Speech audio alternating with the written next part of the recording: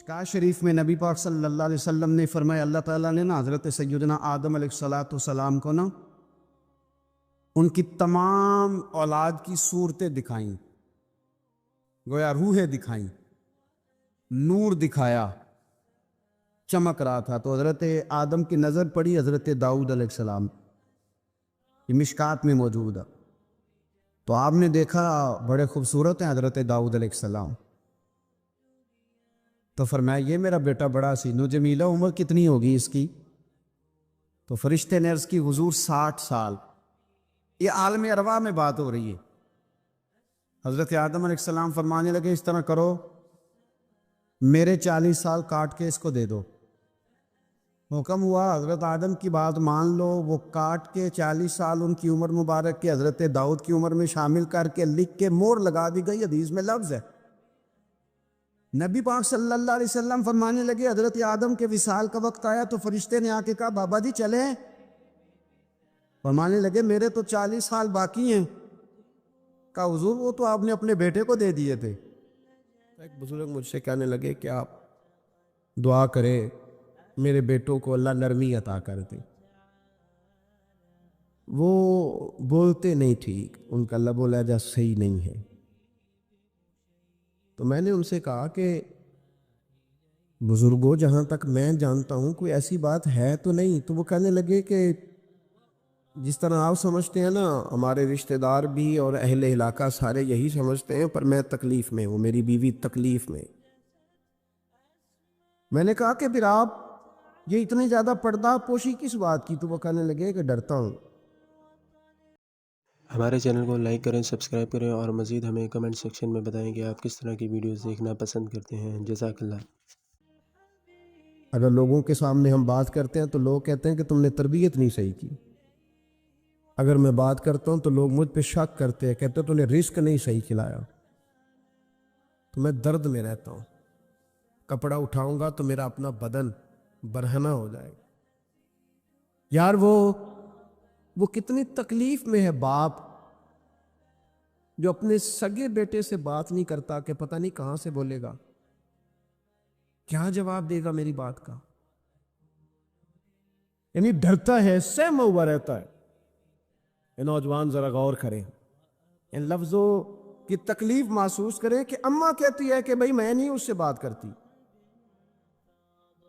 اس لیے کہ وہ بڑے سخت جملے کہتا ہے، مجھ سے نہیں سہے جاتے، کوئی اور بات کرے۔ یعنی جس کی ماں بھی اس سے بات کرتے ہوئے ڈرے، جس کا والد بھی اس سے بات کرتے ہوئے سہم جائے،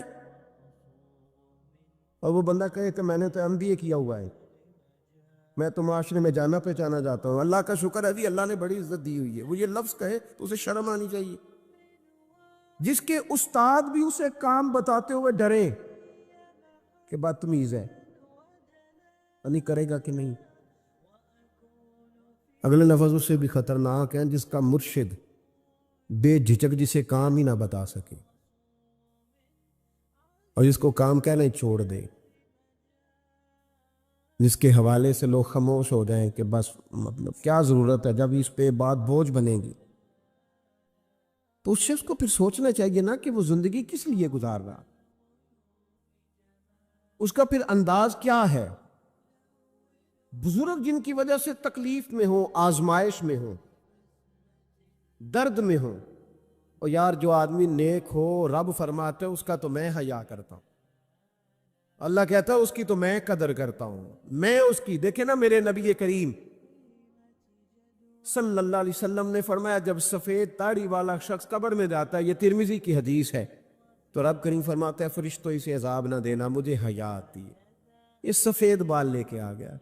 تو جس کی اللہ حیا کرے اس کی میں نہ کروں، اس کی نوجوان نہ کرے، اس کا سیان، جس کی اللہ حیا کرے اس کی ہم حیا ہی نہ کریں، ہمارا لب و لہجہ خطرناک اور خوفناک حد تک چلا جائے، ہمیں ڈھب اور سلیقہ ہی نہ ہو، ہم کہیں او گرم خون ہے جی ذرا احتیاط سے بات کرنا، کیا معنی ہوا اس بات کا؟ گرم خون اور ہوتا ہے اور بے ادبی والا خون اور ہوتا ہے، ان دونوں میں فرق ہوتا ہے۔ حضرت سعد بن معاذ رضی اللہ تعالیٰ عنہ نبی پاک صلی اللہ علیہ وسلم کے پاس آئے تو ان کے قبیلے کے کچھ نوجوان بھی وہاں بیٹھے تھے۔ حضرت سعد ابن معاذ ان میں سے بوڑھے تھے، بزرگ تھے، اور جب وہ آئے تو وہ نوجوان بیٹھے رہے۔ نبی کریم صلی اللہ تعالیٰ علیہ وآلہ وسلم نے پہلے ان نوجوانوں کو دیکھا، جناب کے ساتھ کچھ دیر رہے اور چلے گئے، تو اللہ کے رسول علیہ السلام نے فرمایا تمہارے قبیلے کا بڑا تھا، تم نے اٹھ کے استقبال ہی نہیں کیا، تم نے توجہ ہی نہیں کی، تم نے اعزاز ہی نہیں دیا، تم نے یہ خیال نہیں کیا کہ ایک بڑا آیا ہے، تم نے اس کو تکلیف دی۔ اعزاز، اکرام، بھائی کیا حرج ہوتا ہے تھوڑا سا اگر کسی بزرگ کو جگہ آگے دے دی جائے؟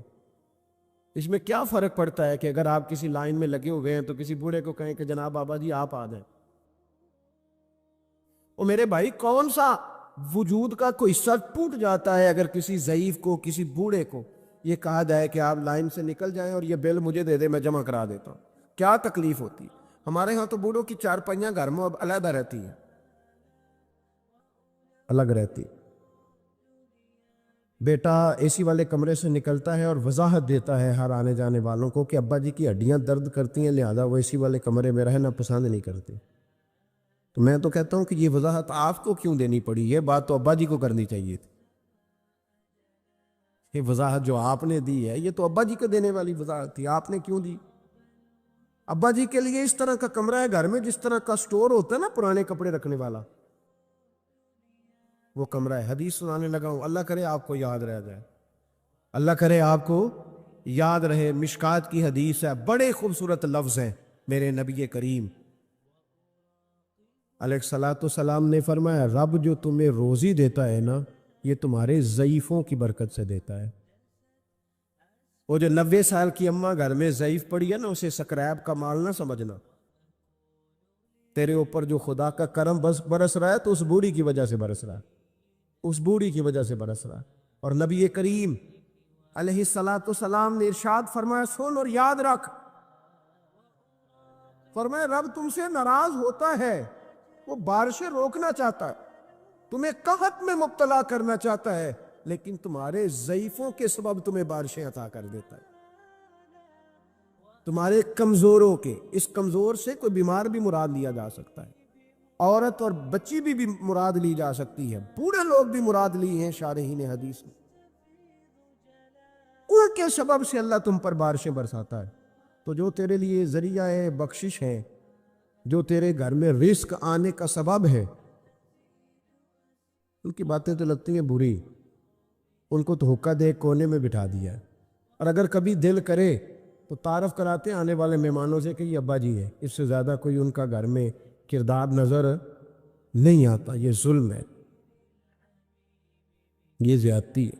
بوڑھوں کا اکرام کرنا، ان کو پیار دینا، ان کو اعزاز دینا، ان کو ہمیشہ سربراہ بنا کے رکھنا، ان کے ساتھ اس طرح کا رویہ رکھنا کہ جیسے کسی بڑے شان والے آدمی۔ میں اکثر یہ روتا ہوں، میں کہتا ہوں کہ ابے کی بھی عزت ہو سکتی ہے، بشرط یہ ہے کہ ابا امیر ہونا چاہیے۔ اگر تو ہو نا 6-7 مربع زمین کا مالک تو پھر تو پوتے کیا پڑ پوتے بھی پیر دباتے، لیکن اگر اس بوڑھے بیچارے کو بچوں سے خرچہ لینا پڑے تو پھر اس بیچارے کی کوئی حیثیت ہے؟ ہمارے استاد ایک بات سنایا کرتے تھے، وہ کہتے تھے کہ ایک آدمی نے دعوت پکائی ولیمے کی تو اس نے باہر پہرے دار کھڑے کیے، کہا کوئی غریب آدمی نہ اندر آئے، سارے امیر ہی آئیں۔ اور میرا تجربہ یہ ہے کہ اب غریبوں کو شوق ہو گیا امیروں کو دعوت دینے کا۔ ناراض تو نہیں ہو گئے آپ لوگ؟ یہ میں تجربے کی بات کر رہا ہوں۔ کبھی کسی غریب کے فنکشن میں جانے کا اتفاق ہوتا ہے نا تو مجھے یوں لگتا ہے کہ اس کا دل تھا کہ غریب کوئی بھی نہ آئے۔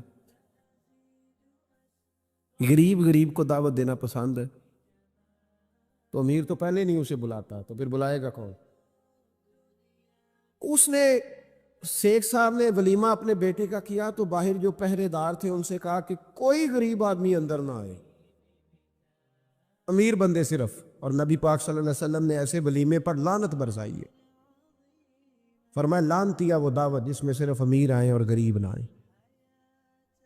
اس نے کہا بھی صرف نہ امیر لوگ آئیں، تو ایک بندہ تھا بڑا امیر لیکن بیچارہ نہ کئی کام کاج سے اٹھ کے ہی آ گیا، تو کپڑوں کو اسی طرح مٹی وٹی لگی ہوئی، تو دیر ہو رہی تھی، گھر جاتا چینج کرنے تو لیٹ ہو جاتا، تو ایسے ہی آ گیا۔ جب وہ آیا تو پہرے دار کھڑا تو اس نے کہا دوڑ جا، تیرا کوئی مطلب نہیں ہے یہاں. اس نے کہا یار میں سیٹھ آدمی ہوں، بدلا کپڑے نہیں بدلے. اس نے کہا سیٹھ ہوتا تو تیرے کپڑوں سے پتہ نہ چلتا. میرے بھائی وہ شخص کہتا ہے کہ میں نے کہا مجھے جانے دو اندر. کہنے لگے تیرے کپڑے نہیں دعوت والے. کہتا ہے میں وہاں سے واپس گیا دوڑا. آپ کو پتا ہے نا کپڑے بھی اب اللہ خیر کرے. ایک سنگی نو میں ایک دن کیا تو کالی اینک لائی سی خیر ہے کہندا موٹر سائیکل تے کٹا پیندا. کوئی دنوں تو بعد کار وچ بھی لا کے بیٹھا سی. میں کہ ہن کنوں میں کی پوچھاں. ہن تے بہتر ہے اینو چٹی سوٹی بھی نال دیاں. بھئی کیا اس سے انسان کا قد بڑھتا ہے؟ کوئی ہے بات کرنے والی؟ جہاز میں اس دفعہ میں واپس آ رہا تھا تو جہاز میں ایک نوجوان کالی اینک لگا کے پھر رہا ہے. اب ڈر لگتا ہے نا، آپ کو پتا ہے کسی سے بات کریں گے وہ کیا جواب دے گا. تو کیا ان چیزوں سے قد بڑا ہوتا ہے آدمی کا کہ وہ تھوڑا سا جناب مطلب باہر آئے. مجھے تو کمزور لگتے ہیں ایسے لوگ. اپنے لب و لہجے میں، اپنے انداز میں، اپنی طبیعت کے حساب سے، اپنے سٹائل میں آپ زندہ رہیں. یہ سچ ہے اور یہ اصل ہے. یہ سچ ہے اور یہ اپنی زندگی اپنے اسٹیٹس کے مطابق، طبیعت کے مطابق گزارنا یہی سچ ہے اور یہی اصل ہے. اسی میں انسان کا حسن ہے، اسی میں اس کا وقار ہے. اللہ تعالیٰ سمجھنے کی توفیق عطا فرمائے. تو وہ بندہ واپس گیا بیچارہ، کپڑے بدل کے آیا. اس نے بھی کہا کہ جانا میں نے بھی ضرور ہے، پر تنگ بڑا آیا. گھر گیا مایا شایا والے کپڑے پہنے، سمجھ لے کالی اینک بھی لگا ہی نہیں. آیا تیار شیار ہو کے، کوٹ شوٹ پہن کے، ٹائی شائی کے ساتھ. جب واپس آیا تو وہ جو جس نے کہا تھا نا داخل نہیں ہونے دینا، اس نے خود دروازہ کھولا. وہ بندہ سیدھا سٹیج پہ چلا گیا اور لوگ کھا رہے تھے پلیٹوں میں سالن. اس نے پورا ڈونگا ہی لے لیا اور وہ لے کے نا سامنے رکھا اور ایک کونے سے اپنا کرتا پکڑ کے اس میں ڈبویا. پھر دوسرے سے پکڑ کے اس میں ڈبویا. پھر پیچھے سے پکڑ کے. لوگ کہنے لگے پاگل ہو گیا. کہنے لگا نہیں، میری تو دعوت نہیں، دعوت تو کپڑوں کی ہے. میری کہاں دعوت ہے؟ اس لیے کہ میں تو آیا تھا، مجھے تو داخل ہی نہیں ہونے دیا. یہ تو دعوت ہے میرے. کوئی نہیں سمجھ آئی آپ کو میری بات؟ بھئی وہ بھی کوئی انسان ہے جو کسی کو صرف کپڑوں کا حیا کرے. ٹھیک ہے، انسان کا لباس اس کی شخصیت کا آئینہ دار ہوتا ہے. کپڑے اچھے پہننے چاہیے. نبی پاک صلی اللہ علیہ وسلم نے فرمایا تیرے پاس اگر نعمت ہے تو چھپا نہ، اس کا اثر تیرے اوپر نظر ہے. لیکن آپ کسی کو کپڑوں سے جج کریں گے، گاڑی سے جج کریں گے، یہ معیار نہیں ہے. والد کو، استاد کو، مرشد کو کیا اس لیے جج کیا جائے گا کہ اب وہ مالدار ہوگا تو حیا کریں گے؟ اور بھائی ماں اگر کسی کھیت میں بیٹھ کے اپلے بھی تھاپ رہی ہو نا، اور وقت کا شیخ الحدیث کسی بہت بڑی مسجد میں بیٹھ کے حدیث بھی پڑھا رہا ہو، اماں وہاں اپلے تھاپ رہی ہے، تو اس محدث وقت کی بھی جنت اسی ماں کے قدموں کے نیچے، وہیں سے اسے جنت ملے گی. یہ نہیں ہو سکتا کہ وہ کہے جنت کہیں اور سے مل جائے گی. بے شک وہ بیچاری اپلے تھاپ رہی ہے، گوبر کے ساتھ کام کر رہی ہے. میری بات کی سمجھ آ رہی ہے؟ بزرگوں کا اکرام کریں، احترام کریں، ان کو ادب دینا سیکھیں، ان کے ساتھ لحاظ والا رویہ اختیار کریں. نبی کریم علیہ السلام کے صحابی حضرت ابو ہریرہ رضی اللہ تعالیٰ عنہ فرماتے ہیں کہ حضور سید عالم علیہ السلام کے پاس میں بیٹھا تھا تو چند نوجوان حضور کے پاس بیٹھے تھے. جہاں ہم بیٹھے تھے وہاں جگہ کچھ تنگ تھی. ایک بزرگ آ گئے سفید داڑھی والے، انہوں نے سلام لی. نبی پاک علیہ السلام نے سلام کا جواب دیا تو حضور نے نوجوانوں پہ 2-3 دفعہ نظر ڈالی. وہ بیٹھے رہے، ان کو جگہ نہیں دی، تھوڑے سمٹے نہیں. تو کہتے ہیں رسول پاک علیہ السلام نے بات کی تو میں کانپنے لگا. اللہ کے حبیب نے فرمایا من لم یرحم صغیرنا ولم یؤکر کبیرنا فلیس منا. فرمایا جس کو چھوٹے پہ شفقت نہیں کرنی آتی اور جس کو بڑے کی عزت نہیں کرنی آتی، اس کا تو ہم سے تعلق ہی کوئی نہیں. فلیس منا، وہ ہم میں سے. فرمایا وہ آئے تم نے جگہ ہی نہیں دی. یہ سفید داڑھی والے شخص کا اکرام نہیں کیا، اس کو تم نے جگہ ہی نہیں دی. اور ہم لوگ یہ سمجھتے ہیں، یہ نوجوان یہ سمجھتے ہیں کہ ہم نے کون سا بوڑھے ہونا ہے. ہم نے کون سا بوڑھے ہونا، ہم نے تو سدا جوان ہی رہنا ہے. ایک کلرک نے نا ایک دفعہ کسی بہت بڑے رائٹر کو کہے کہ اپنے نام سمیت، اس نے کہا تھا میرا نام، ایڈریس، فون نمبر سمیت یہ بات اپنے کالم میں درج کر دو۔ اس نے کہا کہ میں کلرک تھا، تنخواہیں وغیرہ دیتا تھا کسی بینک میں یا کسی ایسے ادارے میں ملازم تھا جہاں میں وہ چیزیں دیا کر، تو کہتے ہیں کہ میں وہاں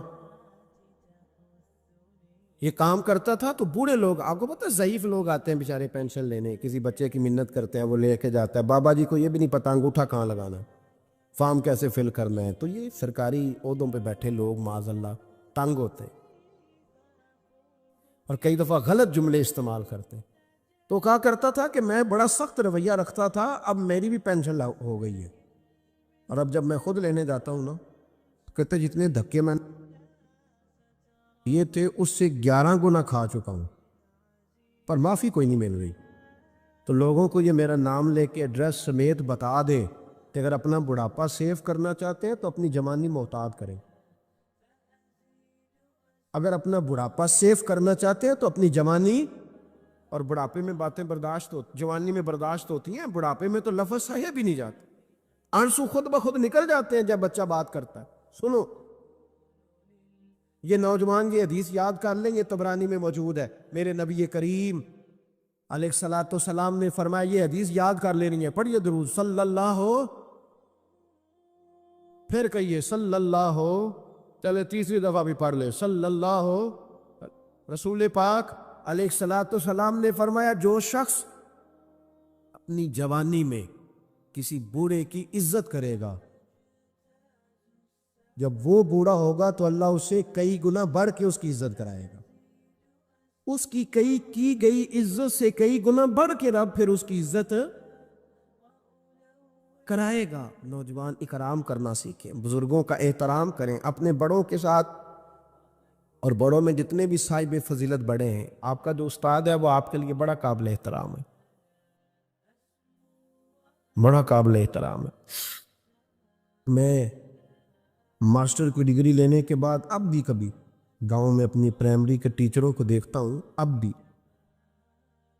تو احساس پیدا ہوتا ہے کہ یہ اگر ہمیں وہ الف با تا سا نہ پڑھاتے، شروع کی کتابیں، یہ المدہ عام نہ پڑھاتے، تو پھر اس سے آگے بھی ہمیں پڑھنا نہ آتا۔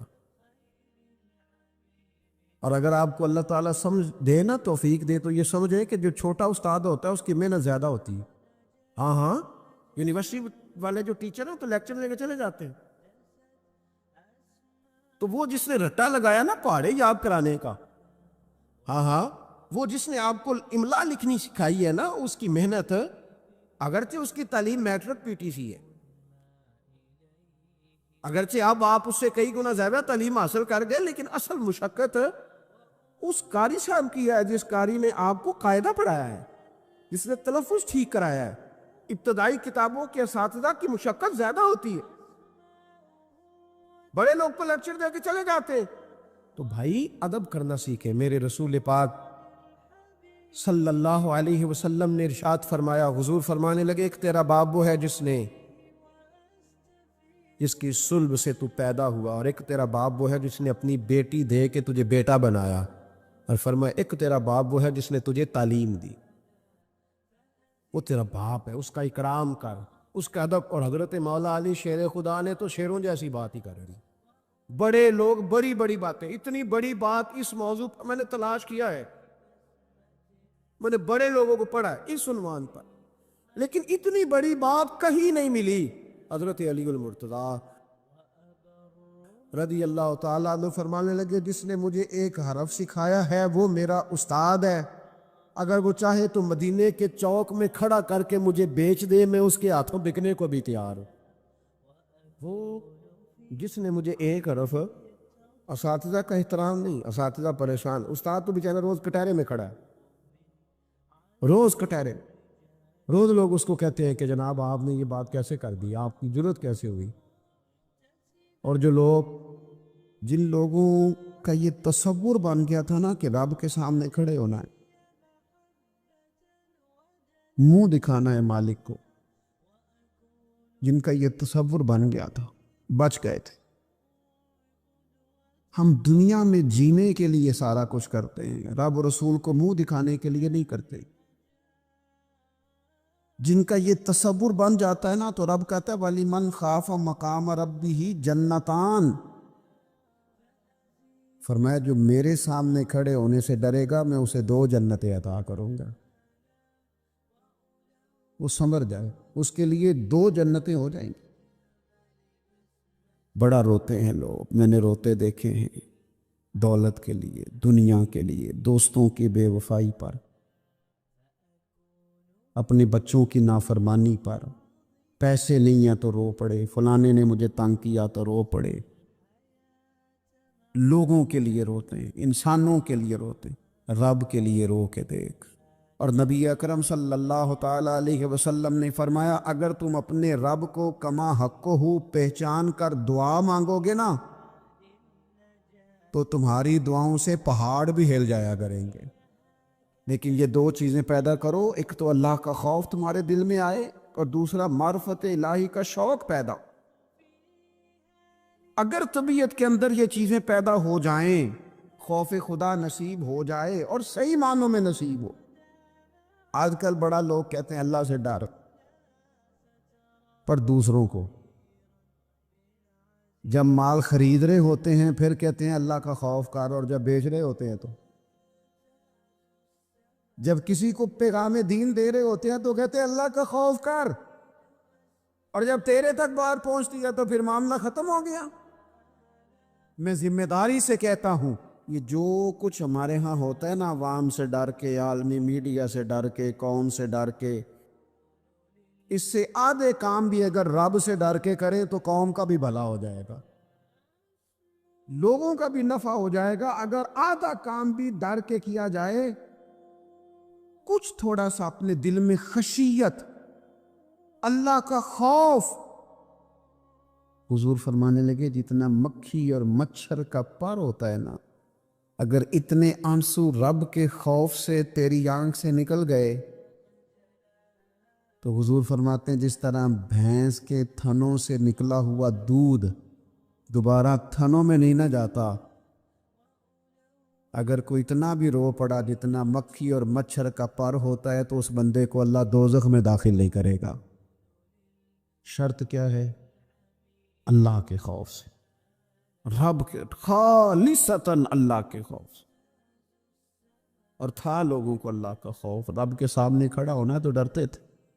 حضرت عمر کا جب آخری وقت آیا تھا تو اپنے بیٹے سے کہا تھا مجھے اٹھا کے زمین پہ رکھ دو, میں اپنی پیشانی زمین پہ رکھ کے اپنے رب سے معافی مانگ. حضرت عثمان غنی جیسے لوگ جب قبر کو دیکھ لیتے تھے تو پھر تڑپ کے ان کی ساری داڑھی آنسوؤں سے بھر جاتی. حضرت مولا علی شیر خدا رضی اللہ تعالیٰ عنہ نماز کی نیت باندھنے لگتے تو وجود کانپتا, راشا طاری ہو جاتا. علی آپ تو شیر ہیں میدانوں کے, ہزاروں لاکھوں تلواروں کے بیچ کبھی نہیں لڑکھڑائے, لیکن یہاں رب کی بارگاہ میں آتے کانپ کیوں گئے؟ تو فرمانے لگے تمہیں پتہ نہیں کس کی بارگاہ میں حاضر ہونے لگا ہوں. اس سے ڈر آتا ہے, مالک کے حضور آ گیا, ڈر آتا, ڈرتے تھے. میرے نبی پاک علیہ السلام نے فرمایا اللہ کا خوف یہ دانائی ہے, یہ حکمت ہے. اور صحیح بخاری میں لفظ ہیں, نبی پاک صلی اللہ تعالیٰ علیہ وسلم نے فرمایا ایک شخص تھا, بخاری مسلم میں موجود ہے, ایک بندہ تھا, اسے نہ بڑا ڈر آتا تھا کہ رب جب سوال پوچھے گا تو میں نے کیا جواب دینے ہیں. اور ہمیں ہمارے نبی پاک علیہ السلام نے فرمایا بھی ہے, حضور نے فرمایا رب تم سے نہ 5 سوال پوچھے گا قیامت کے دن اپنے سامنے کھڑا کر کے. ساری تیاری لائق بچے بھی جب کر لیتے ہیں نا پیپر دینے کی, ذہین بچے ساری تیاری کر کے نا تو کمرہ امتحان میں جاتے ہوئے پھر بھی ڈرتے ہیں اور کہتے ہیں حضرت صاحب دعا کرنا میرا پیپر ہے. بچہ لائق بھی ہے, محنتی بھی ہے, تیاری بھی, لیکن ڈر آتا ہے. ڈر آتا تھا جب پیپر سٹارٹ ہوتے تھے نا تو کئی قسم کی ایکٹیویٹیز چھوڑ دی جاتی تھی, کھیل چھوڑ دیے جاتے تھے. میں نے دیکھا ہے بچے نمازیں شروع کر دیتے تھے, ڈر آتا ہے کہیں پیپر میں کمی نہ کوئی رہ جائے. دنیا کے پیپر کے بارے میں یہ معاملہ ہے، اور جب صبح قیامت سوال جواب کیے جائے. حضور فرماتے 5 سوال رب پوچھے گا تم سے قیامت میں. سب سے پہلی بات، میں نے تمہیں عمر دی تھی، کہاں گزاری تم نے؟ ضائع کر دیا ٹائم سارا، ادھر ادھر بھاگتے آتے جاتے مال کماتے. اور پھر عمر میں ایک بہترین حصہ جوانی ہے. حضور فرماتے ایک سوال یہ ہوگا، دوسرا جوانی کہاں گزاری؟ اور تیسرا سوال پوچھا جائے گا، بتاؤ مال کہاں سے کمایا، ذرائع کیا تھے، جائز طریقہ اختیار کیا کہ ناجائز؟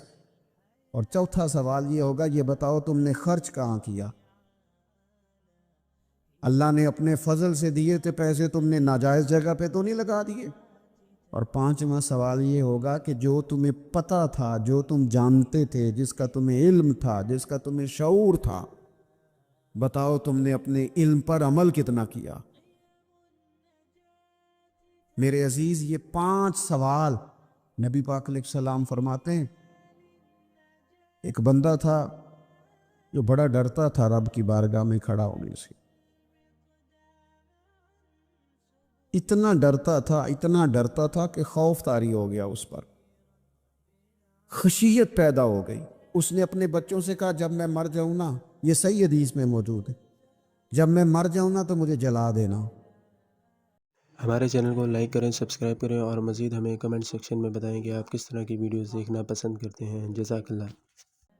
اور پھر اگر میرے وجود کا کچھ حصہ بچ جائے تو اسے پیس دینا، پھر اسے ہوا میں اڑا دینا، مجھے ختم کر دینا. میں اپنے رب کی بارگاہ میں کھڑا ہو کے سوالوں کا جواب نہیں دے سکتا. پتا تے سارا ہے نا سردار نو کیتیاں دا، من دانم کے من دانم، جو اعمال کیے ہیں اس کی خبر تو ہے نا. باقیوں کو شک ہے کہ اس میں گناہ کیا ہوگا، پر ہمیں اپنا اپنا تو پاک ہے نا، پتا تو سارا ہے نا. کہا میں نہیں کھڑا ہو سکتا اس کے حضور، مجھے جلا دینا، میری راکھ بھی بہا دینا، اڑا دینا ہواؤں میں. نبی پاک علیہ السلام فرماتے بندہ تھا سچا، یہ کام اس نے کیا اللہ سے ڈر کے. کریم محبوب علیہ السلام فرمانے لگے اللہ تعالیٰ نا قیامت کے دن ذرات کو حکم دے گا کہ اس کے وجود کے ذرے جمع کرو. اس کا وجود جمع کیا جائے گا. جس رب نے پہلے بنایا ہے وہ دوبارہ بنانے پر بھی قادر ہے. اس کے ذرات کو جمع کر کے گوشت پوشت دے کے وجود دے کے کھڑا کر کے اللہ پوچھے گا بتا یہ کام کرنے کا تجھے کس نے کہا؟ عرض کرے گا مالک میں ڈر گیا تھا نا، تیری بارگاہ میں کھڑا ہوں، سوالوں کے جواب دوں، یہ کام مشکل تھا، میں ڈر گیا. نبی پاک صلی اللہ تعالی علیہ وسلم فرمانے لگے، رب فرمائے گا فرشتو کہ میرا بندہ نہ سچ کہتا ہے، یہ واقعی مجھ سے ڈر گیا تھا، گواہ ہو جاؤ میں نے اس کے لیے جنت کا فیصلہ کر دیا. میرے دوستو، اپنے دل کو خشیت والا کریں. دل نہ سخت ہو گئے ہمارے، کیسے نرم ہوں گے؟ قرآن پاک پڑھنے سے. دل کیسے نرم ہوں گے؟ اللہ کا ذکر کرنے سے. دل کیسے نرم ہوں گے؟ قبرستان جانے سے، اپنوں کی قبریں دیکھنے سے. دل کیسے نرم ہوں گے؟ کبھی ہسپتال کا چکر لگا کے آؤ، دیکھو طبیعت کیسے نرم ہوتی. دل کیسے نرم ہوگا؟ کسی کے دکھ کو دکھ سمجھنے سے. دل کیسے نرم ہوگا؟ اللہ کی مخلوق سے محبت کرنے سے. دل کیسے نرم ہوگا؟ تنہائی میں رب کی بارگاہ میں رونے سے. دل کیسے نرم ہوگا؟ خالص اللہ کی رضا سے کسی کی خدمت کرنے سے.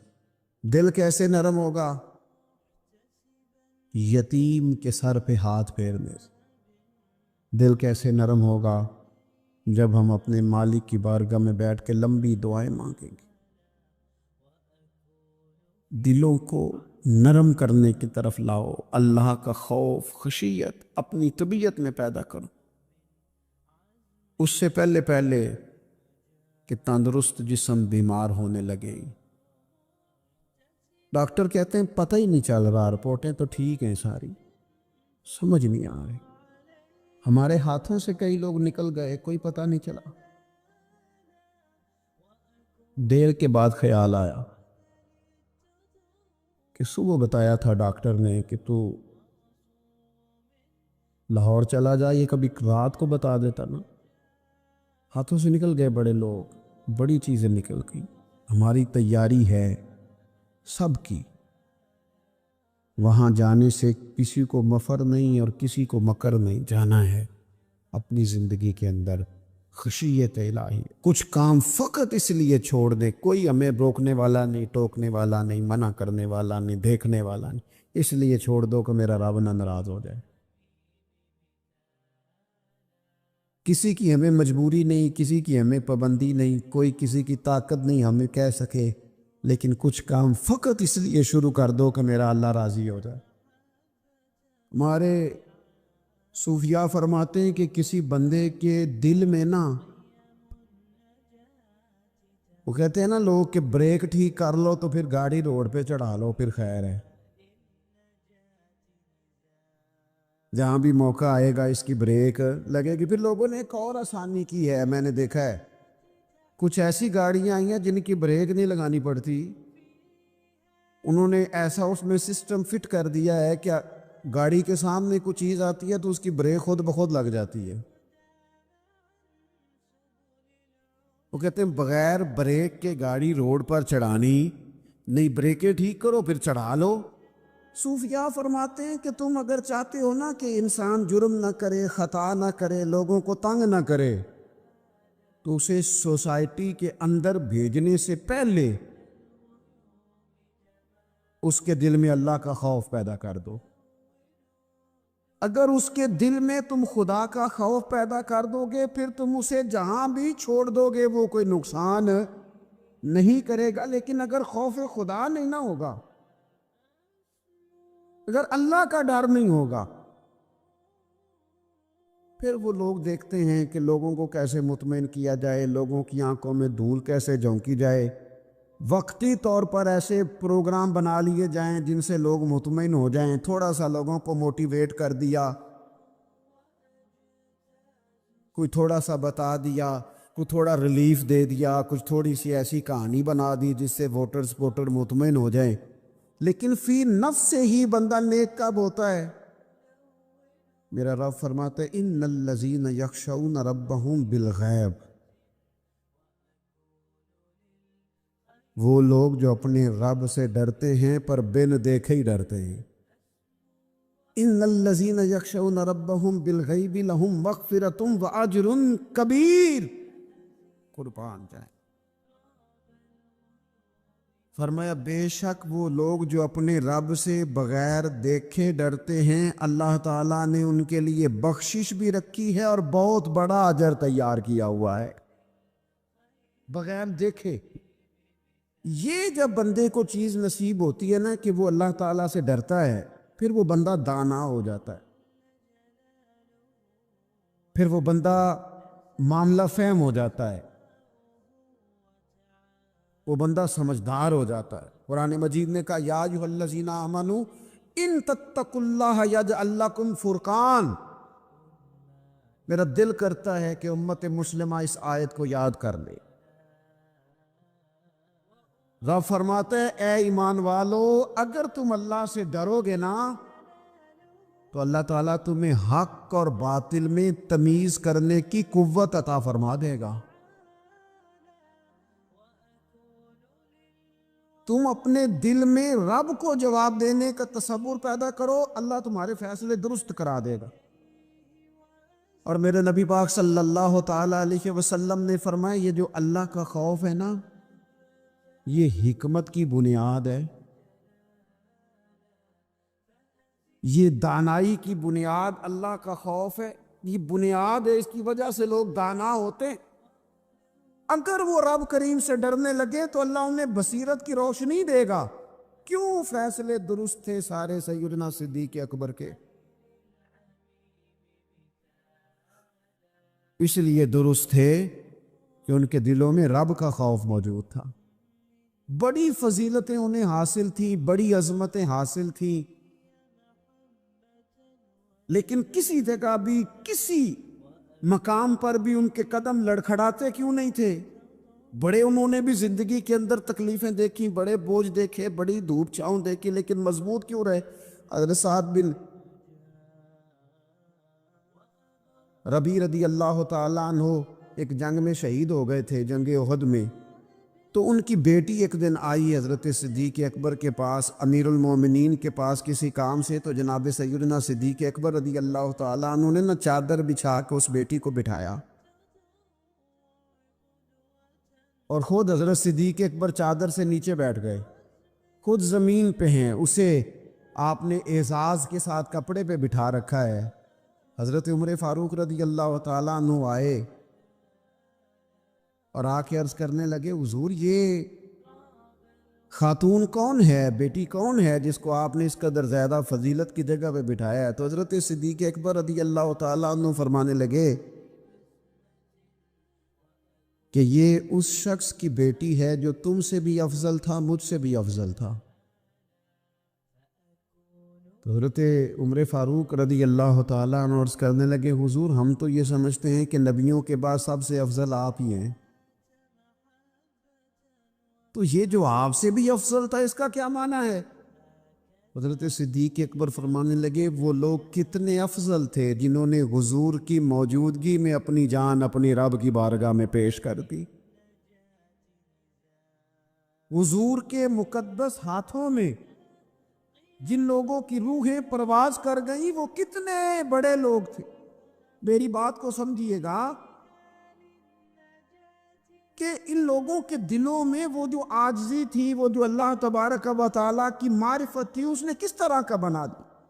ہمارے ہاں یہ مسئلہ بن گیا ہے کہ ہم ہر ایک سے ڈر رہے ہیں، ہر ایک سے، برادری سے، قبیلے سے، داماد سے، بہو سے، فلانے سے، فلانے سے۔ میں نے دیکھا بڑے بڑے لوگ ڈرتے ہیں۔ آپ اگر ناراض نہ ہوں تو بعض والدین ہیں جو اولاد سے ڈرتے ہیں۔ ہاں میں نے کچھ ایسے دنیا دار پیر دیکھے ہیں جو مریدوں سے ڈرتے ہیں۔ میں نے ایسے لیڈر دیکھے ہیں جو اپنی عوام سے ڈرتے ہیں۔ کیوں؟ اس لیے کہ میرے نبی پاک علیہ السلام نے فرمایا جو رب سے نہ ڈرے پھر وہ سب سے ڈرتا ہے، اور فرمایا جو رب سے ڈر جائے اللہ مخلوق کا خوف اس کے دل سے نکال دیا کرتا ہے۔ یہ رب سے نہیں ڈرا تو یہ سب سے ڈرا ہے، اگر رب سے ڈرتا تو کسی سے نہ ڈرتا۔ اور حضور فرماتے ہیں دو خوف اللہ جمع نہیں کرے گا۔ تم اگر بے خوف زندگی گزارنا چاہتے ہو نا دنیا میں، تو ایک خوف پیدا کر لو، وہ رب کا خوف ہے، بے خوف ہو جاؤ۔ اور اگر تم یہ خوف پیدا نہیں کرتے پھر تو سائے سے ڈرو گے، پھر سانپ سے نہیں رسیوں سے ڈرو گے، پھر تو جگہ جگہ تمہیں کمزور کر دیا جائے، پھر تو لوگ ہر وقت تمہیں بھگائیں گے، ڈرائیں گے۔ ایک خوف پیدا کر لو اللہ کا، پھر دوسرا کوئی خوف قریب نہیں آئے گا۔ اور ایک معنی میں اور کہا، اللہ دو خوف جمع نہیں کرے گا۔